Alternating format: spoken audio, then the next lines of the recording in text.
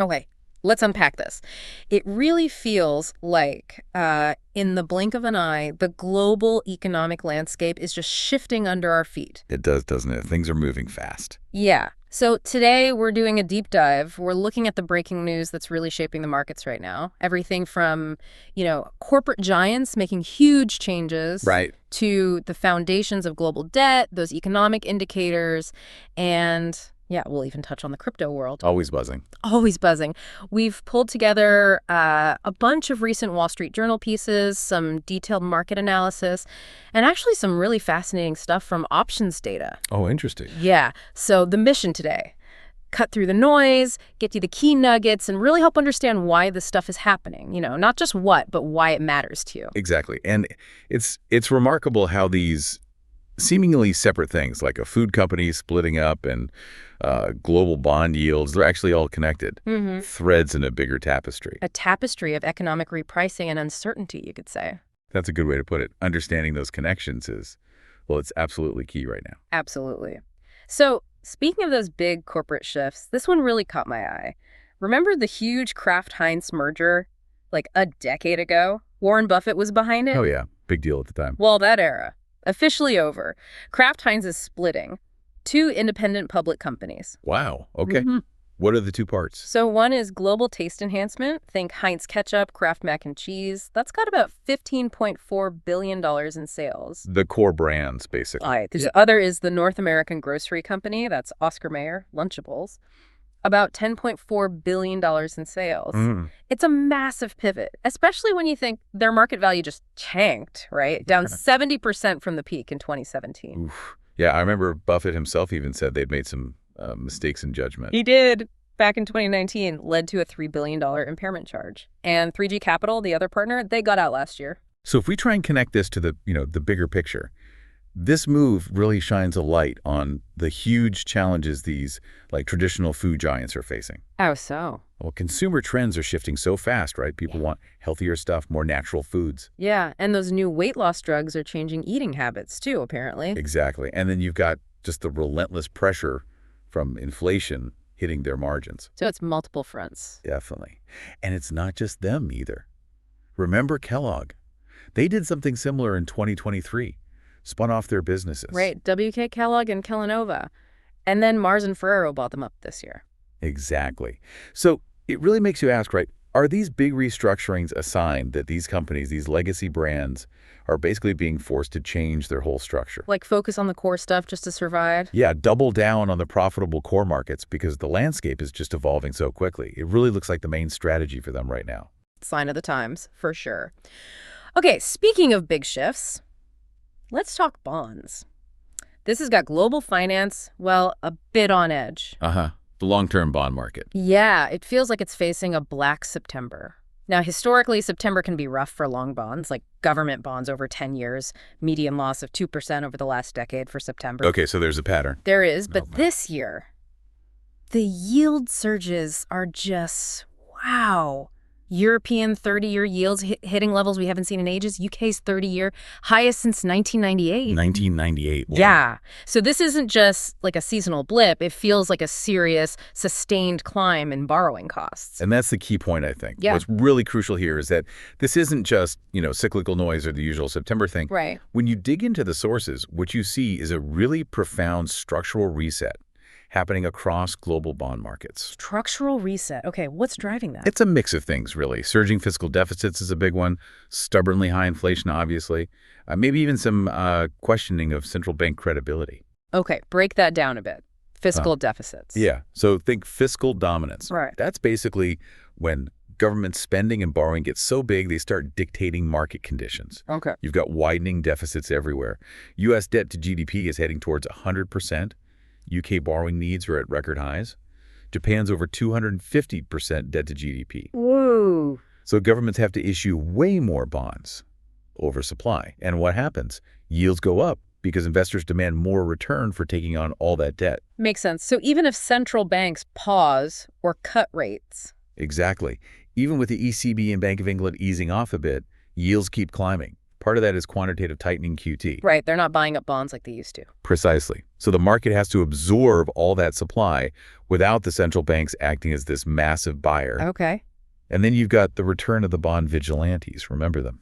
Yeah. Investors pushing back against government spending they think is reckless. That's them.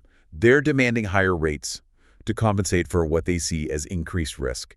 And we're seeing weak demand in bond auctions. US, UK, Japan, France. All over. All over. There's also this kind of specific but interesting detail with the Dutch pension reform. Nearly 2 trillion euros involved. What's happening there? It's pushing younger members towards riskier assets, which subtly reduces demand for those traditional long-term hedging tools, like long bonds, adds a bit more supply pressure. Wow, complex. It is. And finally, everything's connected, right? Global spillovers. BIS research shows about a third of European yield changes are linked to what happens with U.S. Treasuries. So it all ties together. What's the bottom line for you listening? The key takeaway, I think, is that this isn't just a temporary blip. The market seems to be repricing everything around like a 5% long-term rate norm. 5%. Yeah. It feels like a fundamental shift towards higher structural term premia. Basically, borrowing costs are resetting higher globally. It's a potentially lasting transformation. A recalibration of normal. That's huge. Okay, with that in mind, let's look at some economic barometers. What's the data telling us? Well, it's a bit mixed, actually. Okay, so in the U.S., the ISM manufacturing PMI contracted again in August, 6th month in a row, hit 48.7, below that 50 line that separates expansion from contraction. Struggling then. Kind of, but it was mixed. Output fell, yeah, but new orders, they actually expanded for the first time this year, and the price index dropped quite a bit. Oh, that's interesting. Yeah. Suggests maybe some of that tariff volatility is easing. Could be. Employment was still weak, though. But then you look at the S&P Global Market PMI data, and it paints a slightly different picture. How so? It suggested a pretty strong recovery in U.S. manufacturing over the summer. Sales rising, hiring picking up, potentially boosting Q3 growth. So, conflicting signals. How do you even interpret that? That's the million-dollar question, isn't it? Contraction points to challenges, obviously, but expanding orders, falling prices could be green shoots. Yeah. The market reaction kind of reflected that uncertainty. Treasury yields fell a bit, dollar weakened, gold went up. Traders trying to read the tea leaves, basically. Exactly. What about Europe? Okay, Europe. Eurozone inflation ticked up slightly in August, 2.1% year-on-year, pretty much in line with expectations. And core inflation. Stable, held at 2.3%. So what this does is it reinforces the idea that the ECB will probably just hold steady at their next meeting on September 11th. Lagarde said they're in a good place, right? She did. But there's always nuance. Some ECB officials are still hinting at possible rate cuts later, maybe December. What's that? They're pointing to downside risks, like a stronger euro hurting exports, falling energy prices, core inflation slowing down eventually. So not everyone's completely on the same page, even if the main messages hold for now. Interesting internal dynamics there. Okay, let's pivot slightly. Other currents in the global stream. What's happening politically in Japan? Yes. Prime Minister Ishiba. He's facing a bit of political turmoil. Some core allies, like the LDP Secretary General, are resigning, taking the fall for that election defeat in July, where they lost control of the upper house. Ouch. So Ishiba's trying to hold the party together. Yeah, amidst quite a bit of discontent. But interestingly, his own public support actually went up in some recent polls.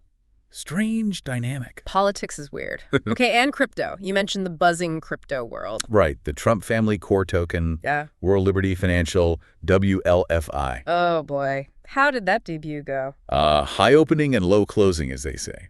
Fell 24% on its first day. Apparently, it hit like a $40 billion valuation briefly in futures trading before launch. $40 billion. Yeah. And then dropped 24% day one. Wow. Volatile doesn't even begin to cover it. It really shows you the Wild West nature of some of these new tokens, doesn't it? For sure. And what this kind of highlights, tying it back, political uncertainty, like in Japan, it can hit market confidence almost immediately. Okay. We saw the yen weaken after those resignations. And with WLFI, it just underscores the ongoing challenges in crypto, right? Yeah. Pricing, liquidity, how the community governs itself. It's all still being figured out. What's the WLFI team doing about that price drop? Well, they actually proposed a buyback and destruction plan using 100% of transaction fees to reduce the supply, try and boost confidence. Huh. Will it work? Who knows? But it did get some public backing. Like Justin Sun from Trawan pledged to hold it long term. So it shows these unique dynamics and stabilization attempts within crypto. Fascinating stuff. Okay, so bringing it all together, all these global dynamics, bond yields, corporate splits, crypto madness.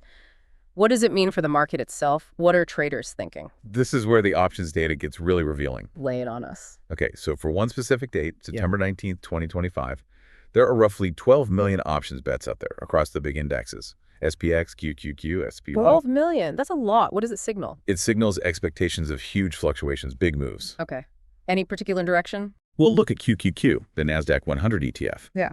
For that same date, there's a huge imbalance, about 1.35 million puts versus only maybe 78,000 calls. Wow. Way more puts betting on prices going down. Exactly. And a lot of them are targeting prices below $560 for QQQ. Similar picture for SPY, the S&P 500 ETF. About 4.4 million bets, and 3.4 million of those are puts. Strong bearish sentiment, at least at the options level. But you mentioned September is often weak anyway, right? That historical pattern. Yes, absolutely. That's key context.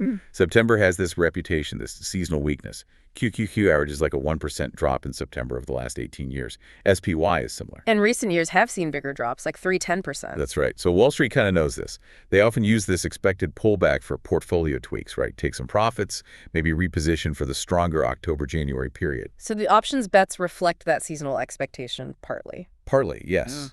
But the sheer volume is notable. And we also saw the VIX, the volatility index, jump significantly. The 9-day VIX spiked like 55% at the open one day recently. Yeah. Jumped from under 13 to nearly 20. It's a stark reminder, Don't short the VIX when it's already super low. Volatility can snap back hard. Good reminder. So what does all this options activity and the seasonality tell us overall? It suggests that, well, smart money isn't just passively waiting. They're actively positioning for significant movement. Using the expected weakness strategically. Exactly. Using these periods for strategic reentry. Preparing to potentially buy the dip, anticipating a rebound later. It's about being ready to capitalize. Makes sense. Did you look at any individual stocks in this environment? Yeah, quickly. NVIDIA, for example, held up relatively well, stayed above $170. Some key support levels were watched around $165. Yeah. Google actually popped 6% after hours one day. That was because of a favorable ruling from a judge. Oh, the antitrust case. Yeah. The judge didn't force them to sell Chrome or anything drastic, but did put restrictions on exclusive search deals. Saved Google potentially billions. So the market saw that as a big win. Interesting. Any others? Apple also rose after hours, though the logic seemed maybe less clear to some analysts given potential impacts from the Google ruling and, well, still waiting on major AI product news. Right. Always lots happening at the individual stock level, too. Okay. That was a lot. Let's try and tie these threads together. What's the big picture from this deep dive? Well, we've definitely navigated a pretty complex web today, haven't we? Yeah.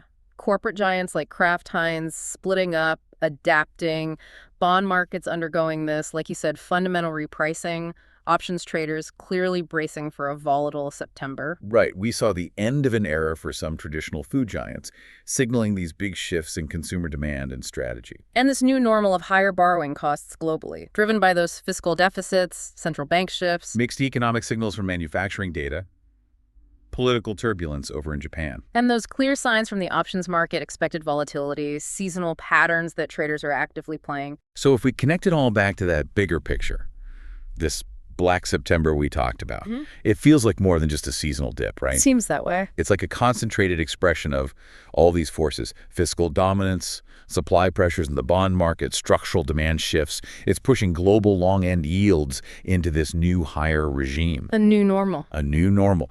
And maybe the provocative thought for you listening is how these structural resets, not just temporary wiggles, are the really powerful forces shaping finance now. It demands maybe a shift in how we all approach investing, how we understand the economy going forward. A fundamental shift demands a fundamental rethink. That's definitely a powerful thought to mull over. Wow.